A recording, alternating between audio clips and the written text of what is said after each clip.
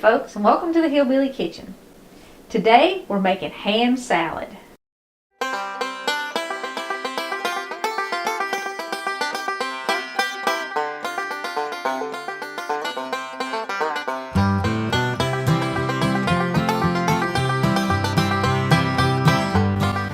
Now, ham salad is one of those recipes with like a billion variations, and it's a great leftover recipe. It's a stretch your food, get you by, make ahead of time recipe. So if you've got something going on and you need a meal later, you can make this ahead, stick it in the fridge.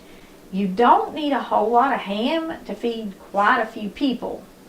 What I'm using today is about 8 ounces of ham, and I've got it diced up. It's around 1.5 cups, but it depends on how you've chopped it, how much it's going to be. But you need about 1/2 pound for the recipe that I'm doing, and I'm kind of doing a throw it together variation, I guess, with what I have. So how much ham you have in it, it really kind of depends on how much ham you have and how many people you want to feed, because like I said, you can make this stretch almost infinitely. You could probably feed 6-7 people with 1 pound of ham if you add enough other stuff. For the basic recipe, most people always use mayonnaise in it. If you don't like mayonnaise, you can use Greek yogurt or something like that, or you can even leave it out entirely.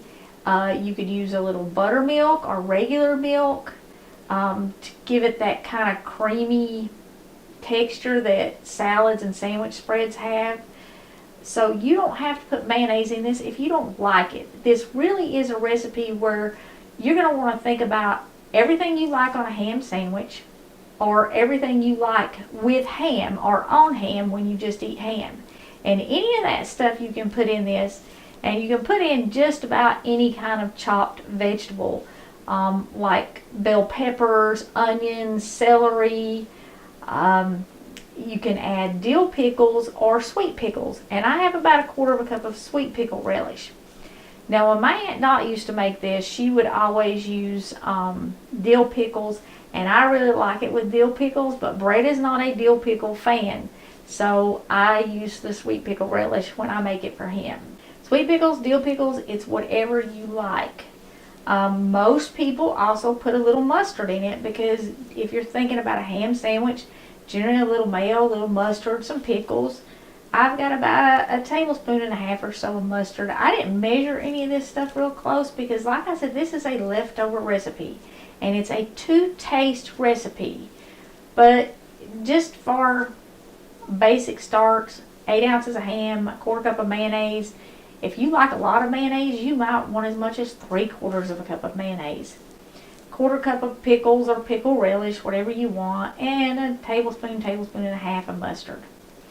Now, on my ham sandwiches, I like some cheese, and I've got about 1 cup of shredded cheddar cheese.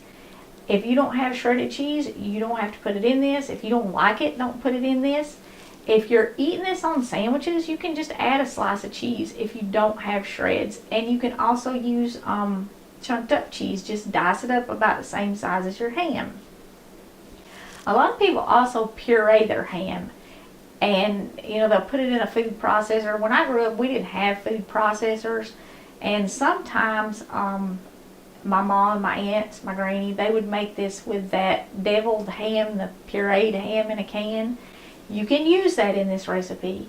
You can also use canned luncheon meat like Spam or Treat or the store brand, whatever you got.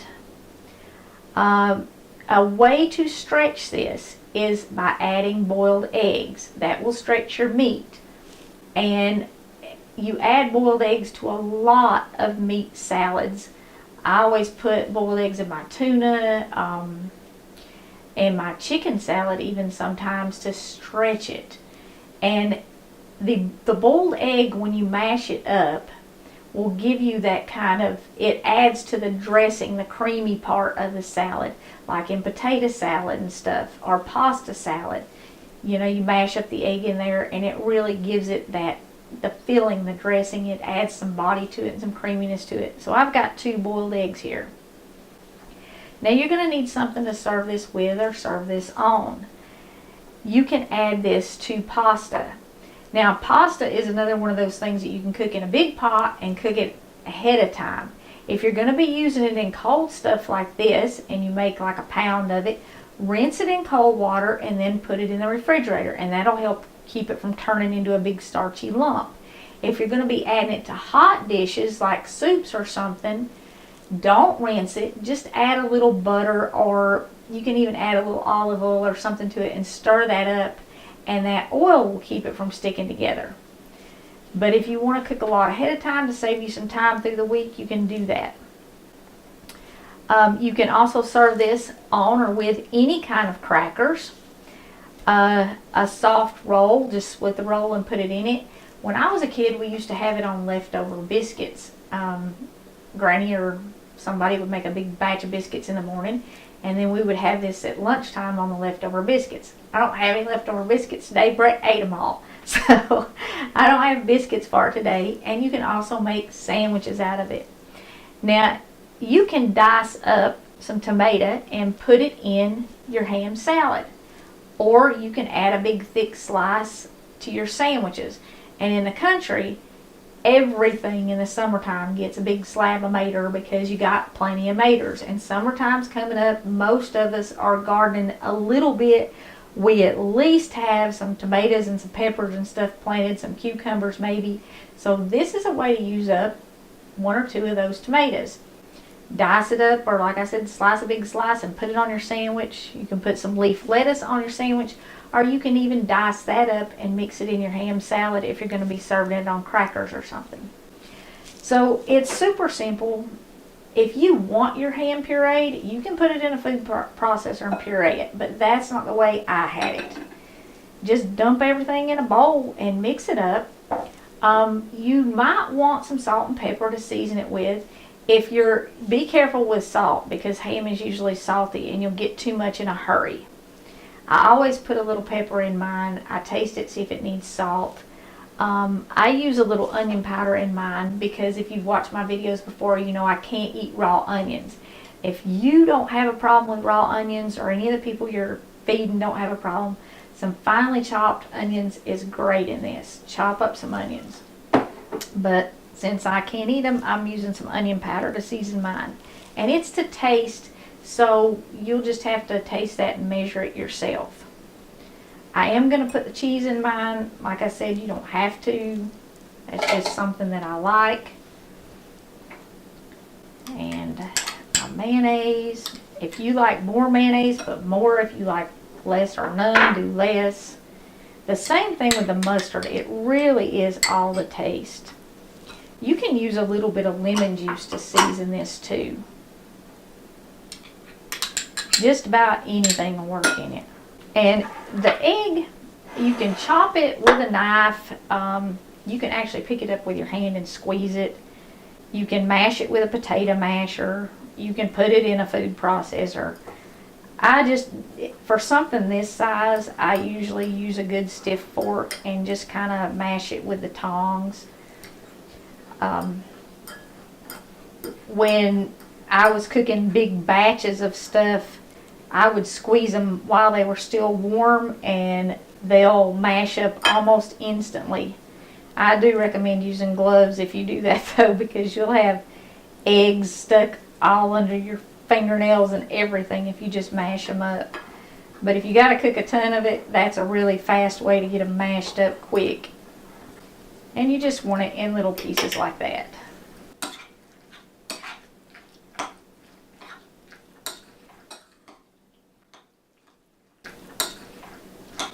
Okay, I'm going to add a little bit of pepper and a little bit of the onion powder.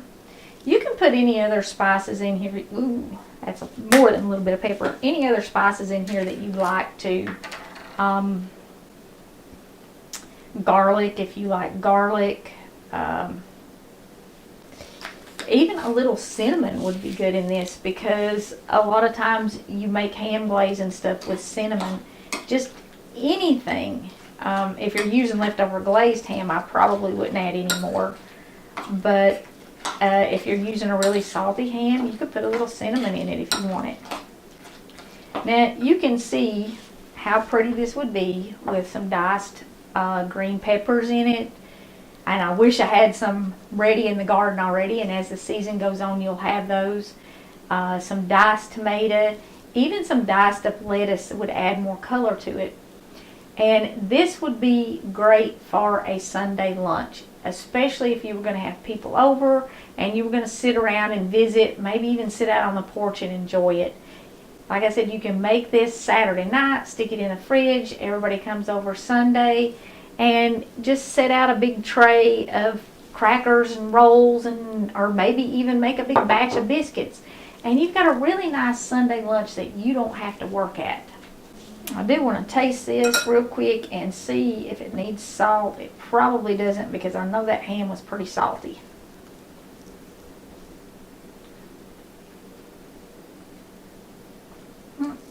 Nope, that's good just like it is. And like I said, a lot of folks are making this and they're pureeing their ham and turning it into like a pate. I like the little chunks of ham in there for the texture. I'm not wild about the pureed stuff. But if you want it pureed, the recipe is basically the same. You just put it in a food processor and pulse it until it's smooth. But where I grew up, we didn't have food processors in our house. So that's it. You've got a really easy meal that you can stretch. If you want to put it in the pasta, how much you add, again, is how far you need to stretch it and how many people you're feeding. Like in this much, you could easily add 8 ounces of uncooked pasta, and it wouldn't be too much pasta to overpower the flavor of the ham and everything. And then you could serve it with crackers, and it would really go a long way.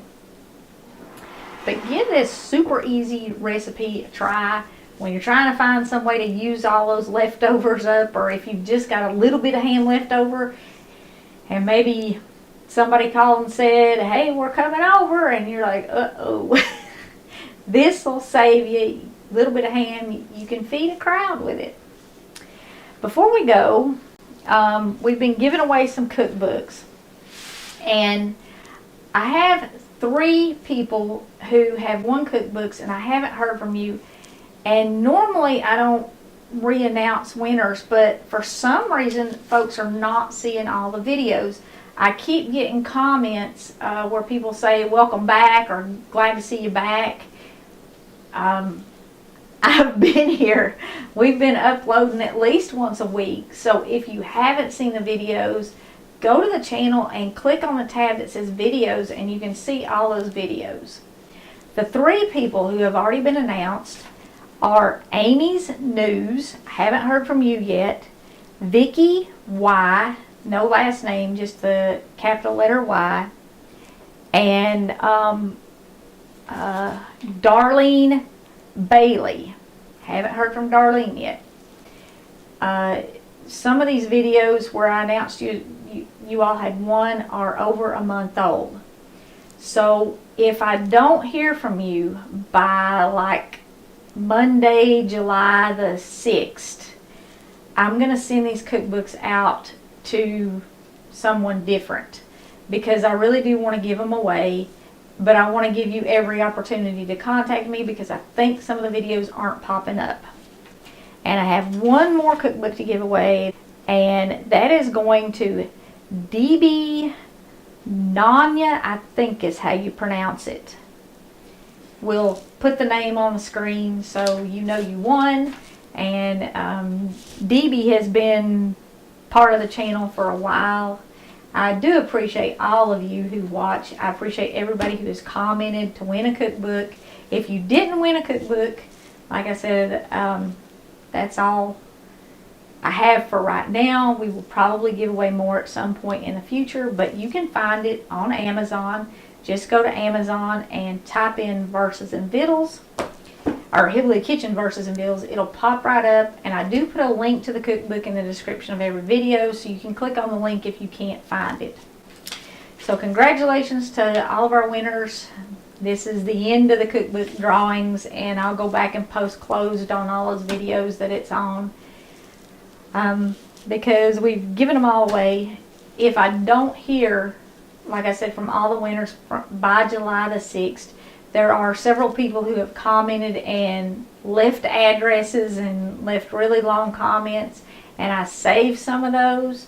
I'm just going to randomly send out any cookbooks that I don't hear from people on July the 6th. I hope I hear from all of you. I want to give you every opportunity, like I said, to get the cookbook that you won because your name was drawn. But I do want to give them away. I don't want to leave them sitting here in the kitchen. And whoever gets this cookbook that's on the top, I've had the same cookbook on the top since I started. So yours is going to have fingerprints on it, and the cover is already kind of set to open there. But you'll be getting the top. You'll know if you got the top cookbook when they come. So thank y'all again. I really appreciate everybody who's bought the cookbook. A lot of you have ordered it, and that's very kind of you. I appreciate your support and your encouragement. And a lot of people have asked me what I think about what's going on, and most of us, we live peaceably because the Bible teaches us to live peaceably as much as life within us. That means, you don't even argue with each other unless it's absolutely necessary. And this big thing where they're really trying to turn us against one another, it was settled by Jesus over 2,000 years ago. God sent his son to die that none would perish, that we might all be saved. And Galatians 3:28 and 29 says, there is neither Jew nor Greek, neither bond nor free, neither male nor female, for you're all one in Christ Jesus. And if you be Christ, then are ye Abraham's seed, and your heirs according to the promise. And that means that we are all part of God's family. We are one family. We are all his children. Everybody who has accepted Christ, we're one family. And that's how we see it. You're my brother or sister. You're another child of God. We don't see each other as different in any way. And that's how the majority of people are. We are all seeds of Abraham. We are all one in Christ. And Christ settled that 2,000 years ago. So, that's over. And if you are not an heir to the promise, if you don't know what that means, if you're not part of God's family, then I want to encourage you to seek Jesus Christ. And if you have questions, if you need help, you leave a comment, and somebody on this channel will answer you, or I will answer you. We will get back with you, and we will do everything we can to help you become part of the family. If you have not already, please don't forget to click like and subscribe before you leave. And until next time, remember to put God first.